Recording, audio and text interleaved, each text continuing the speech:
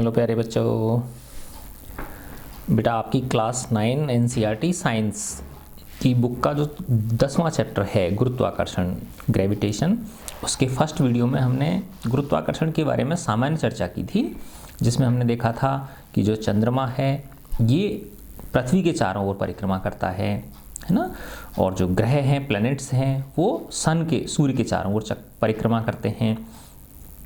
तो इस परिक्रमा को कराने के लिए जो उत्तरदायी बल है, रेस्पॉन्सिबल फोर्स है, वो है अभिकेंद्रीय बल या अभिकेंद्र बल, सेंट्रीपिटल फोर्स। वो जो है वो गुरुत्वाकर्षण बल है। क्या है वो? गुरुत्वाकर्षण का बल है। यानी कोई भी आप वस्तु को ऊपर फेंकते हो तो वो कहाँ आती है? नीचे की ओर आती है। अर्थात पृथ्वी उस वस्तु पर क्या लगा रही है? एक बल लगा रही है जो हमको दिखाई नहीं देता है।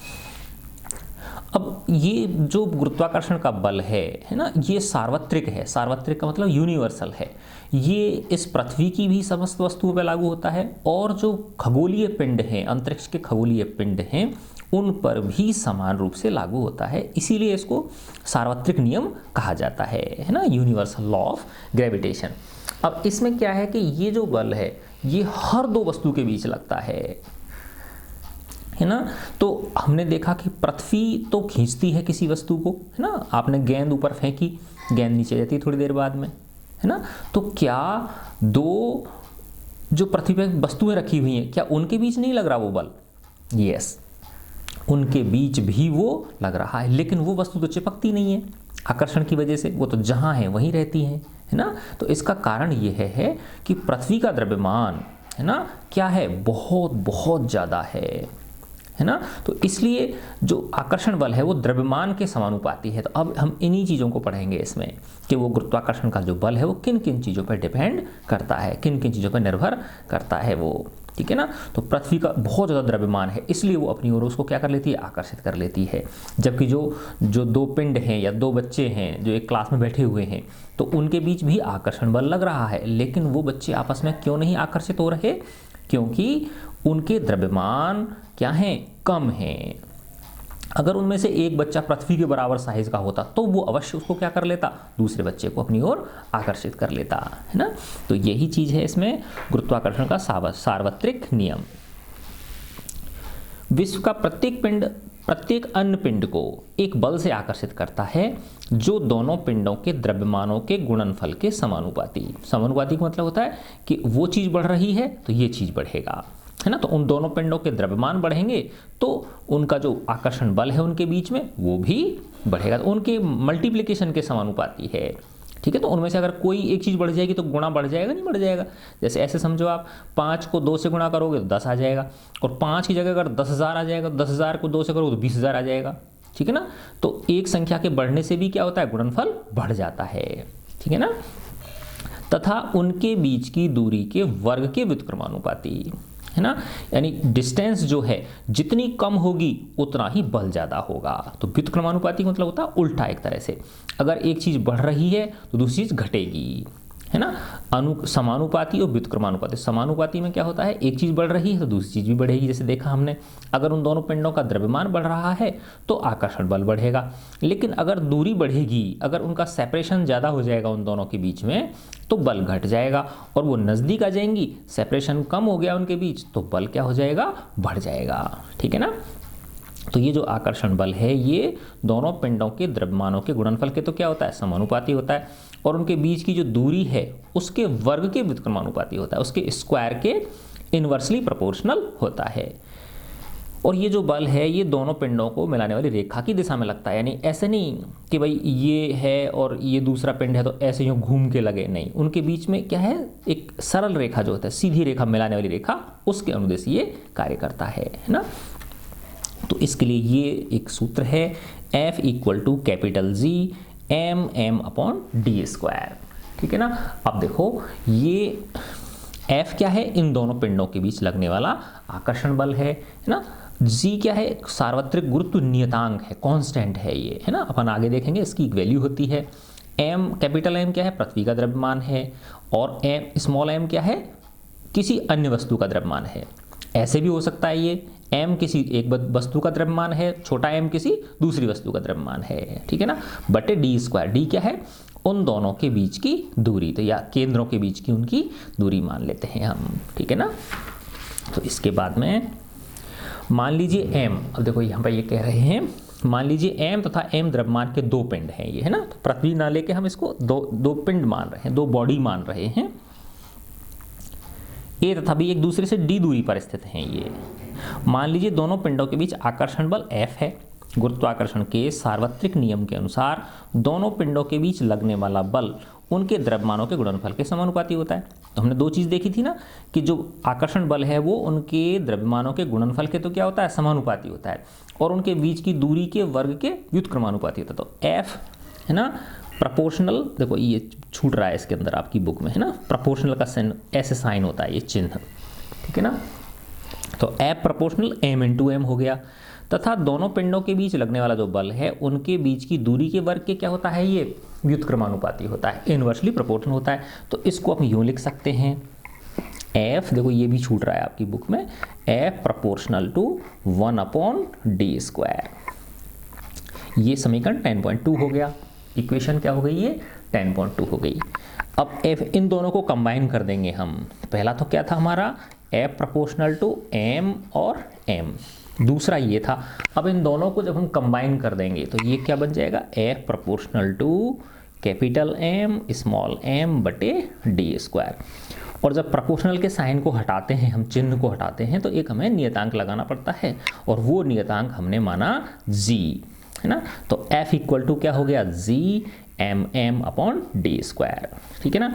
यहाँ g एक आनुपातिकता स्थिरांक है, प्रोपोर्शनलिटी कांस्टेंट है ये, और इसे सार्वत्रिक गुरुत्व स्थिरांक कहते हैं, यूनिवर्सल ग्रेविटेशनल कांस्टेंट इसको बोलते हैं, ठीक है ना। अब देखो इसको वज्र गुणा कर दिया हमने, तो इसके नीचे मैंने क्या लगा दिया, 1 लगा दिया। तो FD² बराबर क्या हो जाएगा, GMM। तो FD² बराबर क्या हो गया, GMM। तो इससे G बराबर क्या मिल जाएगा, FD² में MM का क्या लग गया, भाग लग गया, है ना। तो देखो ये इक्वल का साइन भी आएगा इसके बीच में, है ना। काफ़ी सारी मिसप्रिंट दे रखी हैं आपकी बुक में। तो m इंटू एम, तो g इक्वल टू आ गया FD² बटे MM, है ना। अब देखो इसका वो निकाल सकते हैं हम, यूनिट निकाल सकते हैं, इसकी मात्रक निकाल सकते हैं। F बल किस में होता है, न्यूटन में। SI मात्रक इसका, D दूरी है मीटर², है ना, बटे m किलोग्राम है, और ये भी क्या है, किलोग्राम है।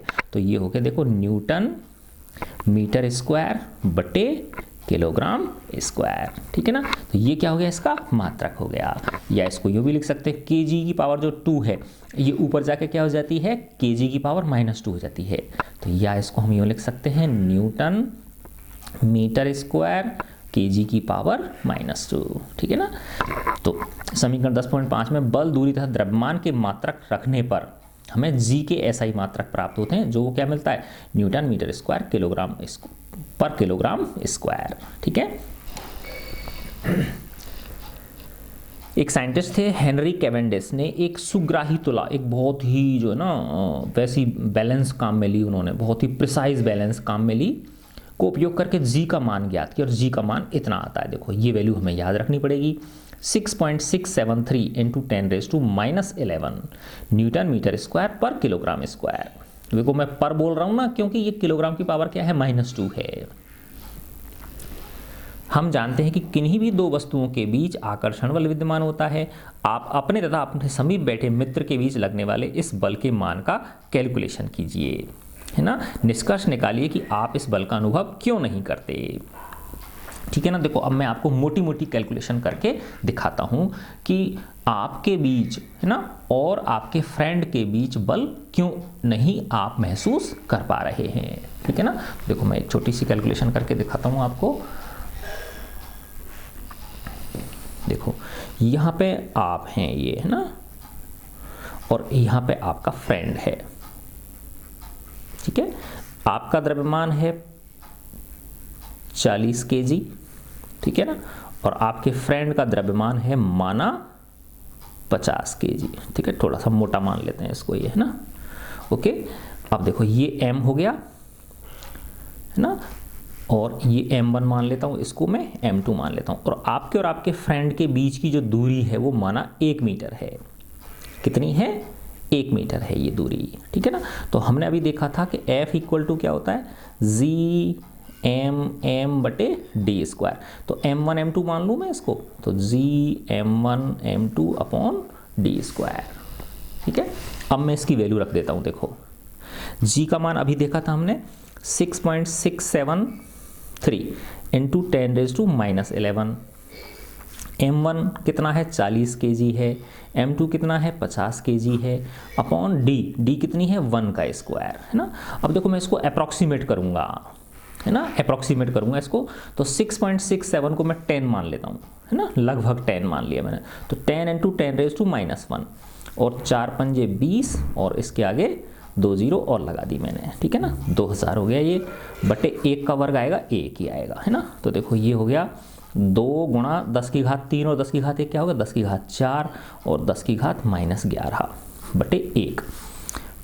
कैलकुलेशन करूँ मैंने तो इसका 2 गुणा 10⁻11 तो क्या है 10⁻11 और प्लस के क्या है 4, तो माइनस के साथ आ गए ना, तो 2 गुणा 10⁻7 न्यूटन।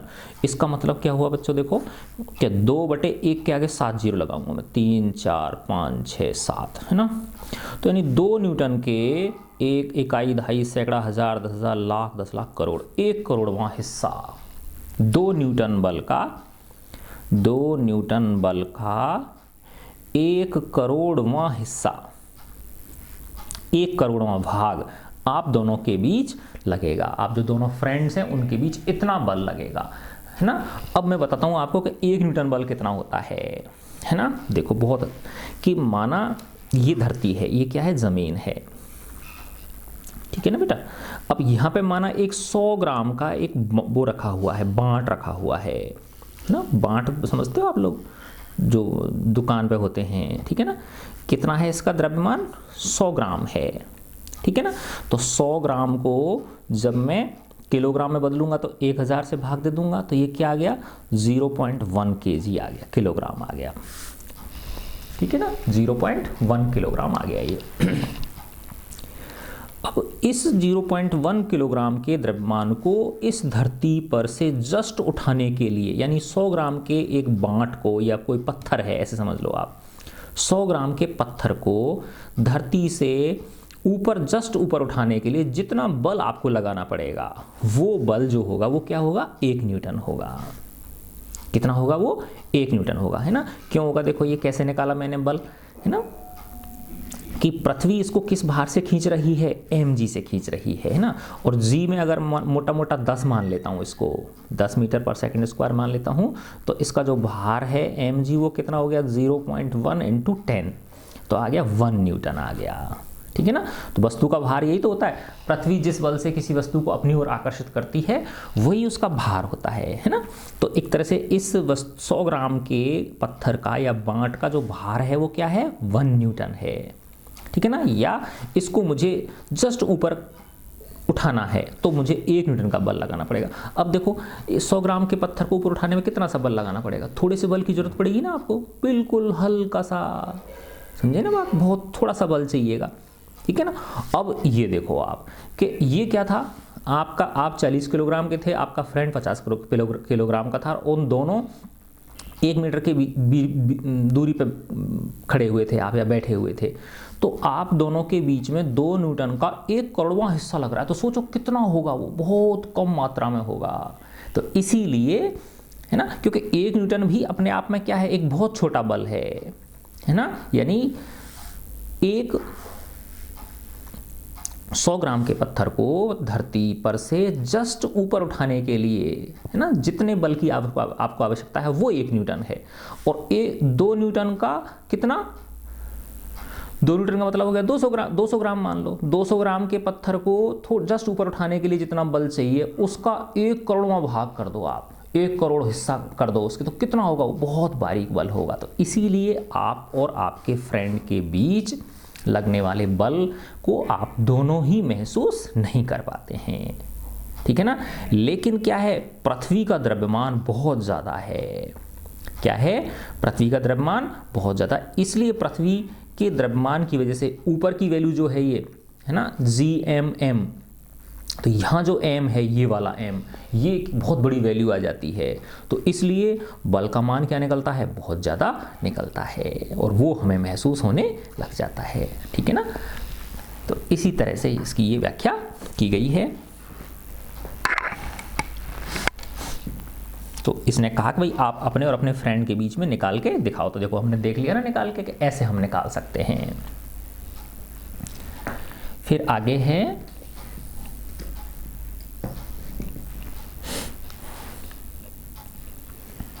देखो, इसमें एक न्यूमेरिकल भी दे रखा है। आप आराम से पृथ्वी और चंद्रमा के बीच क्या निकाल सकते हैं, बल निकाल सकते हैं। जैसे ये ना, पृथ्वी का द्रव्यमान इतना है, चंद्रमा का द्रव्यमान इतना है और उनके बीच की दूरी इतनी है। तो पृथ्वी द्वारा चंद्रमा पर लगाए गए बल का मान, तो देखो बेटा पृथ्वी पर चंद्रमा के द्वारा ये इतना आ रहा है, 2 × 10⁻20 न्यूटन, है ना। तो बहुत बल आ रहा है कि नहीं आ रहा है ना। तभी तो चंद्रमा कितना भारी है, उसको पृथ्वी घुमा रही है अपने चारों तरफ, क्योंकि इतना बल आ रहा है।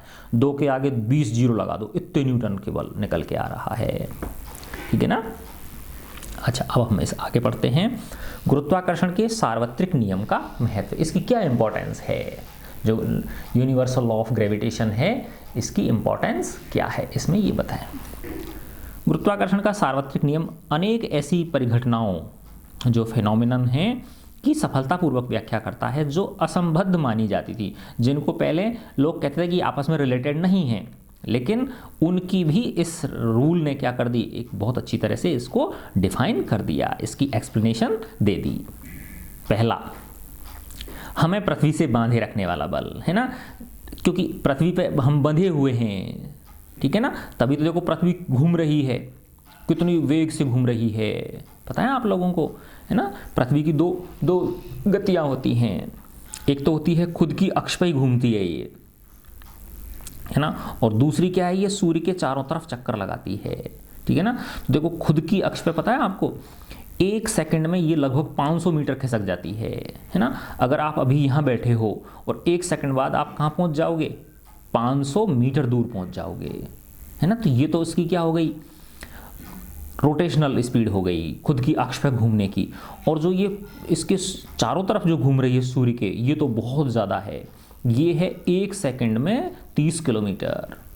कितना, 30 किलोमीटर। अब सोचो आप 1 सेकंड में आप 30 किलोमीटर दूर पहुंच रहे हो, तो कहीं फिक जाने चाहिए ना आप, यहाँ से धरती की सतह पे से कहीं दूर जाके गिर जाने चाहिए, लेकिन नहीं गिरते हम। क्यों नहीं गिरते, क्योंकि पृथ्वी हमको क्या कर रही है, अपनी ओर अपने आकर्षण बल से खींचे हुए है, तभी हम चिपके हुए हैं इस पृथ्वी से। नहीं तो पृथ्वी की इतनी तेज, आप सोचो एक पहिया है कोई, है ना, बहुत बड़ा एक पहिया है ना, और यहाँ पे आपको बिठा दिया जाए और वो पहिया इतना तेज घूम रहा हो, कितना तेज कि 1 सेकंड में 30 किलोमीटर, सोचो क्या हालत होगी। तो तुम पता नहीं कहाँ फिर जाओगे, तुरंत ही 1 सेकंड में तुम पता चला ऐसे लुढ़क गए, है ना। लेकिन हम पृथ्वी से नहीं लुढ़क पा रहे। क्यों नहीं लुढ़क पा रहे, क्योंकि पृथ्वी का आकर्षण बल हमको क्या है, खींचे हुए है, हमको बांधे हुए है। ठीक है ना। तो इसमें यही देखो कितनी बड़ी बात है ये, हम लेकिन हम इनको जो है ना पता नहीं रहता हम इन चीज़ों को। तो हमें पृथ्वी से बांधे रखने वाला बल है ये गुरुत्वाकर्षण का जो बल है ना। ये हमने देख ही लिए थे, कल के एक्सप्लेनेशन में देखे थे कि पृथ्वी के चारों जो चंद्रमा की गति है वो भी किसकी वजह से होती है, इसी ग्रेविटेशनल फोर्स की वजह से होती है। फिर है सूर्य के चारों ओर जो प्लैनेट्स हैं उनकी गति, चंद्रमा तथा सूर्य के कारण ज्वार भाटा, जो समुद्र के अंदर जो ज्वार भाटा आता है, टाइड्स जो आते हैं, है ना, जो राइज एंड फॉल होता है पानी का, वो चंद्रमा और सूर्य जब एक रेखा में आ जाते हैं तो उनका सम्मिलित आकर्षण बल पृथ्वी पर स्थित जो समुद्र हैं उनके पानी को क्या करता है, आकर्षित करता है। ठीक है ना। अब हम एक बहुत ही मस्त चीज़ पढ़ने वाले हैं जिसका नाम है मुक्त पतन, है ना। इसको इंग्लिश में बोलते हैं फ्री फॉल। क्या बोलते हैं इसको, फ्री फॉल, मुक्त गिरना। पतन का मतलब होता है गिरना। ठीक है ना। अब देखो इसमें कह रहा है मुक्त पतन का अर्थ जानने के लिए आइए हम एक क्रियाकलाप करें, एक एक्टिविटी करते हैं। एक पत्थर लिया, इसे ऊपर की ओर फेंका, यह एक निश्चित ऊंचाई तक पहुंचता है और तब नीचे गिरने लगता है। हम जानते हैं कि पृथ्वी वस्तुओं को अपनी ओर आकर्षित करती है। पृथ्वी के इस आकर्षण बल को गुरुत्वीय बल कहते हैं, ग्रेविटेशनल फोर्स कहते हैं। अतः जब वस्तुएं पृथ्वी की ओर केवल इसी बल के कारण गिरती हैं, सिर्फ और सिर्फ कौन सा फोर्स लग रहा हो, यही ग्रेविटेशनल फोर्स लग रहा हो, तब हम कहते हैं कि वस्तुएं मुक्त पतन की अवस्था में हैं, तब हम कहते हैं कि ये फ्री फॉल की कंडीशन में हैं। क्या गिरती हुई वस्तुओं के वेग में कोई परिवर्तन होता है? यस, देखो बहुत इंटरेस्टिंग फैक्टर है ये, है ना, कि जो वस्तु ऊपर से नीचे आ रही है ना, तो जो गुरुत्वीय त्वरण होता है उसको क्या लेते हैं हम, 9.8 मीटर पर सेकंड स्क्वायर। इसका मतलब क्या हुआ, इसको मैं मोटा मोटा 10 मान लेता हूँ, ठीक है ना, तो 10 मीटर पर सेकंड स्क्वायर, इसका मतलब हो गया 10 मीटर पर सेकंड। इसका मतलब क्या हुआ, देखो बच्चों, कि हर सेकंड उसका वेग 10 मीटर पर सेकंड बढ़ जाता है ना, मीटर पर सेकंड, यानी हर सेकंड में, प्रत्येक सेकंड में उसका जो वेलोसिटी है, उसका जो वेग है, उसकी जो स्पीड है, वो 10 मीटर पर सेकंड बढ़ जाती है ना। ऐसे समझो आपने कोई 30 मंजिल की कोई ऊंची टावर है, उस पे से किसी पत्थर को गिराया, है ना, तो जब गिराया आपने तो पकड़ रखा है अपने हाथ में, उस समय उसका वेग क्या है, 0 है। जैसे ही आपने उसे छोड़ा तो 1 सेकंड बाद उसका वेग 10 मीटर पर सेकंड हो जाएगा, है ना, 2 सेकंड बाद उसका वेग 20 मीटर पर सेकंड हो जाएगा, 3 सेकंड बाद उसका वेग 30 मीटर पर सेकंड हो जाएगा, 4 सेकंड बाद उसका वेग 40 मीटर पर सेकंड हो जाएगा, है ना। इसीलिए आपने देखा होगा कि एक पत्थर को आप 1 मंजिल से गिराओ और दूसरे पत्थर को आप 10 मंजिल से गिराओ, तो कौन सा पत्थर तेजी से आके टकराता है धरती पे, जो पत्थर हमने 10 मंजिल से गिराया है, क्योंकि उसको ज़्यादा समय लगता है नीचे आने में, ठीक है ना।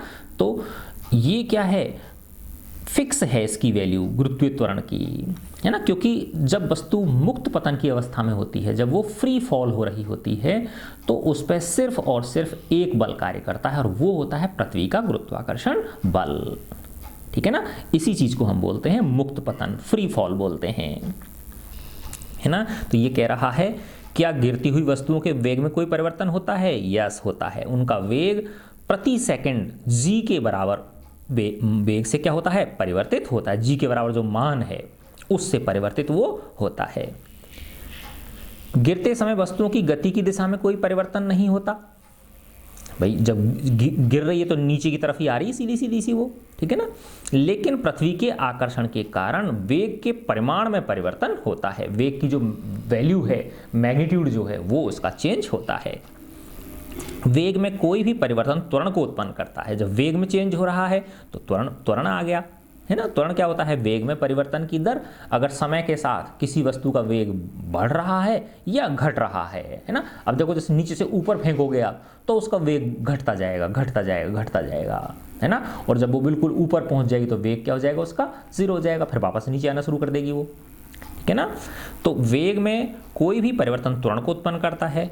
जब भी कोई वस्तु पृथ्वी की ओर गिरती है, त्वरण कार्य करता है।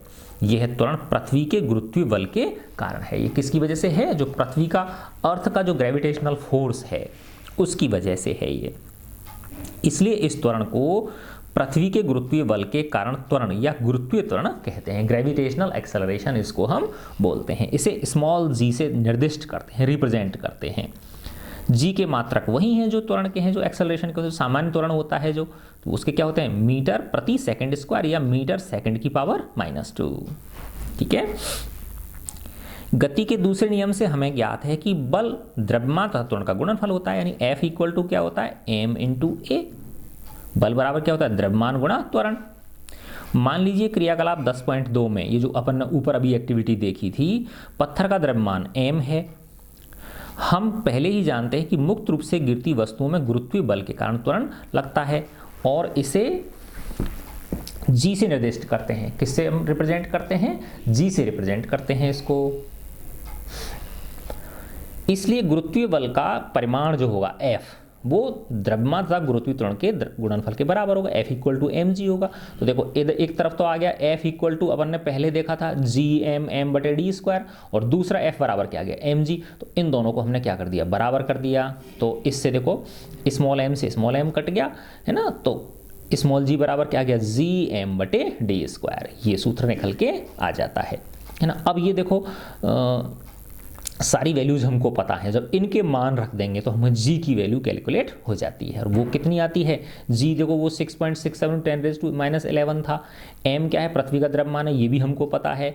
d ना पृथ्वी और वस्तु के बीच की दूरी, अब देखो वस्तु किस पे है, पृथ्वी की सरफेस पे है वो, है ना, तो पृथ्वी और वस्तु के बीच की दूरी को हम ये मान सकते हैं कि पृथ्वी के जो केंद्र है वहाँ से लेके पृथ्वी की जो परिधि है उस तक की दूरी, अर्थात उसकी त्रिज्या होगी नहीं हो गई, तो ये d उसकी त्रिज्या के बराबर हो गई। तो ये सारी वैल्यूज़ हमको पता है, तो उससे हम g कैलकुलेट कर सकते हैं। और उस जब कैलकुलेशन करते हैं तो इसका मान 9.8 मीटर पर सेकेंड स्क्वायर आ जाता है। ठीक है, जहां पर m पृथ्वी का द्रव्यमान है तथा d वस्तु तथा पृथ्वी के बीच की दूरी है। देखो इसमें समझाया गया है ये, मान लीजिए एक वस्तु पृथ्वी पर या इसकी सतह के पास है, इसकी सरफेस के बिल्कुल क्या है, पास में है। ठीक है ना, तो समीकरण 10.7 में d पृथ्वी की त्रिज्या के बराबर होगी। ठीक है ना, इस प्रकार पृथ्वी की सतह पर या इसके समीप रखी वस्तुओं, क्योंकि पृथ्वी की सतह मान लो या उससे थोड़ा सा सतह से दूर भी होगी तो उसकी त्रिज्या इतनी ज़्यादा है कि वो ऊंचाई कोई खास मायने नहीं रख पाएगी। तो ये एम जी बराबर ये आ जाता, जी बराबर ये जी एम बटे आर स्क्वायर। डी की जगह क्या रख दिया, फिर हमने त्रिज्या रख दी। डी की जगह हम क्या रख सकते हैं, उसकी जो रेडियस है वो रख सकते हैं। पृथ्वी एक पूर्ण गोला नहीं है। अब देखो एक बहुत अच्छी चीज़ बताई है इसके अंदर कि जो पृथ्वी है ये पूरी तरह से गोल नहीं है। पृथ्वी की त्रिज्या ध्रुवों से विषुवत वृत्त की ओर जाने पर बढ़ती है ना, जैसे नारंगी होती है ना, चपटी सी होती है ना, ऐसे। ठीक है ना, इस तरह से है ये यूं। ठीक है ना, देखो इधर की ये ज़्यादा है और इधर की क्या है, ये कम है ना। तो ये तो ध्रुव हो गए, ये ध्रुव हो गए, और ये क्या हो गई, विषुवत रेखा हो गई। तो ध्रुवों से विषुवत रेखा की ओर जब चलेंगे हम तो ये पृथ्वी की त्रिज्या क्या होती है, बढ़ती है। ऐसे मान लो आप, इसमें ये बताया गया है कि पृथ्वी पूरी तरह से गोल नहीं है, पृथ्वी की त्रिज्या ध्रुवों से विषुवत वृत्त की ओर जाने पर बढ़ती है। तो ये विषुवत वृत्त है ना, ये विषुवत रेखा जो है ना,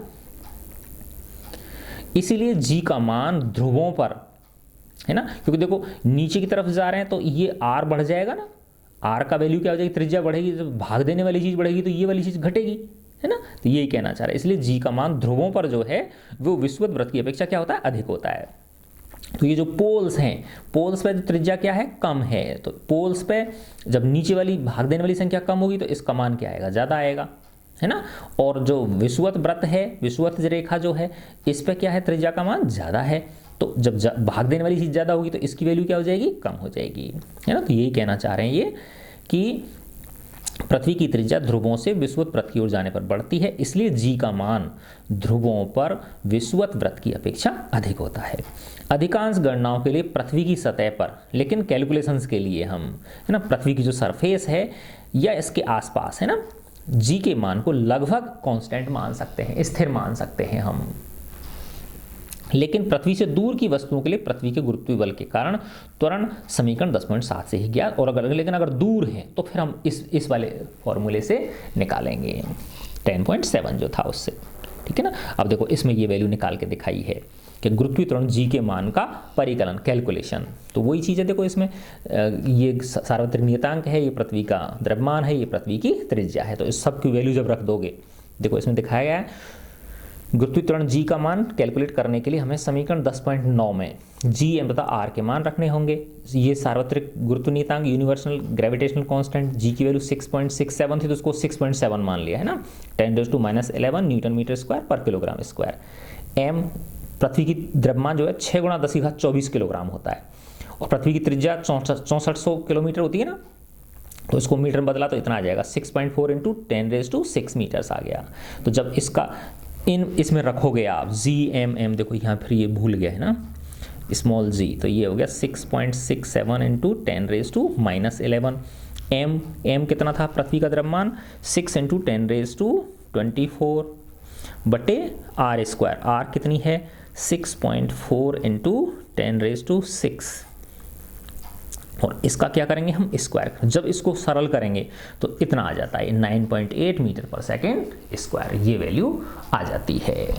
ठीक है ना, तो g का मान, अतः पृथ्वी के गुरुत्वीय त्वरण का मान कितना आ गया, 9.8 मीटर पर सेकेंड स्क्वायर, या मोटा मोटा है ना, हम इसको 10 मीटर पर सेकेंड स्क्वायर मान लेते हैं।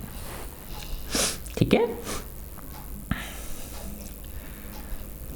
अब देखिए 10.2.2 पृथ्वी के गुरुत्वीय बल के प्रभाव में वस्तुओं की गति, है ना। तो यह समझने के लिए कि क्या सभी वस्तुएं खोखली या ठोस या बड़ी छोटी किसी ऊंचाई से समान दर से गिरेंगी, आइए एक क्रियाकलाप करते हैं। ये कहना चाह रहा है कि कोई वस्तु छोटी है, कोई मोटी है ना, उनको जब ऊपर से गिराया तो क्या वो समान दर से नीचे आएंगी, यानी समान समय में समान दूरी तय करेंगी, ये देखना है। ठीक है ना। अब जैसे इसमें दिखाया गया आपको कि एक कागज़ को और इनको ऊपर से गिराओ आप, है ना, कागज़ को गिराया और पत्थर को गिराया, तो पत्थर तो जल्दी आ जाता है लेकिन कागज़ बाद में आता है ना। लेकिन विज्ञान की भाषा में ये है कि उन दोनों को समान समय लगना चाहिए। ठीक है ना, क्योंकि ये उस पर डिपेंड नहीं करता, उसके द्रव्यमान पर डिपेंड नहीं करता है। देखो अभी समझ में आ जाएगा आपको ये। इसके लिए हम एक्टिविटी करते हैं, इसमें एक्टिविटी दिखाई गई है। कागज की एक शीट तथा एक पत्थर लीजिए, दोनों को किसी इमारत की पहली मंजिल से एक साथ गिराइए। देखिए क्या दोनों धरती पर एक साथ पहुंचते? नहीं पहुंचेंगे वो, है ना। हम देखते हैं कि कागज धरती पर पत्थर की अपेक्षा कुछ देर से पहुंचता है। ऐसा वायु के प्रतिरोध के कारण होता है, ये एयर रेजिस्टेंस की वजह से होता है ना। किसकी वजह से होता है? ये एयर रेजिस्टेंस की। अगर इसी प्रयोग को एक बंद कमरे के अंदर किया जाए जिसमें से हवा निकाल दी गई हो, है ना, निर्वात कर दिया गया हो, किसी पंप के द्वारा हवा खींच ली उसमें से हमने बाहर, है ना, और फिर अगर दोनों चीज़ों को गिराया, पत्थर को और उस कागज को, तो फिर दोनों साथ साथ आएंगे वो धरती पर, है ना। तो कागज का पृथ्वी की सतह पर देरी से पहुंचने का कारण क्या है? एयर रेजिस्टेंस है, क्योंकि वायु उसके रास्ते में क्या करती है? प्रतिरोध डालती है। तो गिरती हुई गतिशील वस्तुओं पर घर्षण के कारण वायु प्रतिरोध लगाती है ना, फ्रिक्शन के कारण एयर रेजिस्टेंस लगाती है। कागज पर लगने वाला वायु का प्रतिरोध पत्थर पर लगने वाले प्रतिरोध से क्या होता है? अधिक होता है।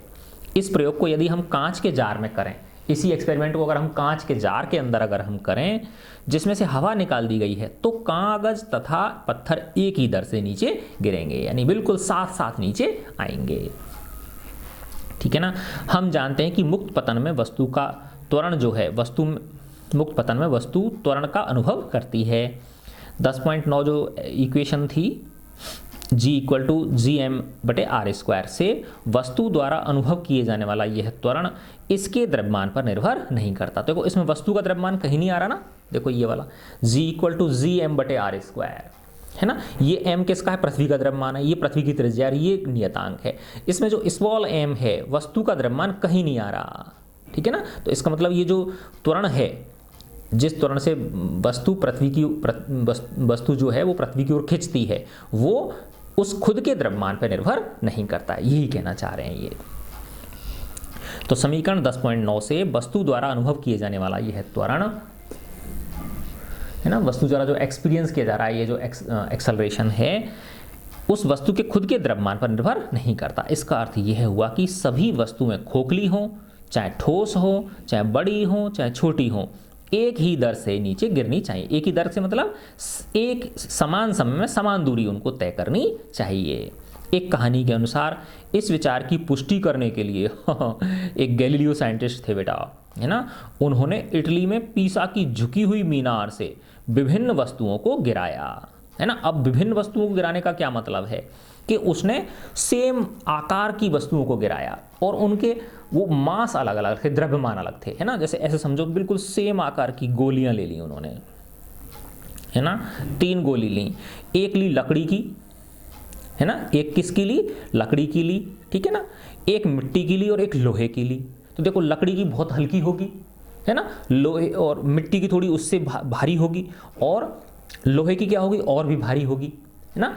लेकिन इनका चूंकि आकार दोनों का सेम है, इन तीनों का जो आकार है वो क्या है? बिल्कुल सेम है। वहां पे क्या था? देखो पत्थर और कागज का आकार अलग अलग था, है ना। कागज का आकार क्या था? बड़ा था, तो इसलिए उसको हवा का ज़्यादा प्रतिरोध, क्योंकि उसका पृष्ठीय क्षेत्रफल ज़्यादा था, तो हवा का प्रतिरोध उसको ज़्यादा सहन करना पड़ रहा था, ठीक है ना। तो यहाँ उसने जब इन तीनों को सेम आकार की उनको गिराया तो वो समान समय पर नीचे पहुंची, चाहे वो लकड़ी की गोली है, चाहे वो मिट्टी की गोली है, चाहे वो किसकी? आयरन की गोली है, लोहे की गोली है ना। तो वो इटली के अंदर जो पीसा की झुकी हुई मीनार का बोलते हैं ना, वो एक बहुत बड़ी टावर है, वहाँ से उसने गिरा गिरा के विभिन्न सारे एक्सपेरिमेंट किए थे, है ना। तो विचार की पुष्टि करने के लिए गैलीलियो जो साइंटिस्ट थे, उन्होंने इटली में पीसा की झुकी हुई मीनार से विभिन्न वस्तुओं को गिराया था। क्योंकि पृथ्वी के निकट g का मान क्या है, कांस्टेंट है, स्थिर है ना। पृथ्वी की सतह के निकट जो है वो g का मान क्या है, कांस्टेंट है। अतः एक समान त्वरित गति के सभी समीकरण त्वरण a के स्थान पर g रखने पर भी मान्य होंगे, है ना। जो नॉर्मल जो a होता है उसकी जगह, क्योंकि ये a सामान्य त्वरण है, वस्तु जब सरल रेखा में गति करती है, और ये g क्या है, ये गुरुत्वीय त्वरण है। जब वस्तु किसके अधीन, गुरुत्व के अधीन गिरती है, गुरुत्वाकर्षण बल के अधीन गिरती है, ठीक है ना। तो बस हमको a की जगह क्या करना है, g चेंज करना है। तो v बराबर u प्लस at की जगह हम क्या कर देंगे, v equal to u plus g T.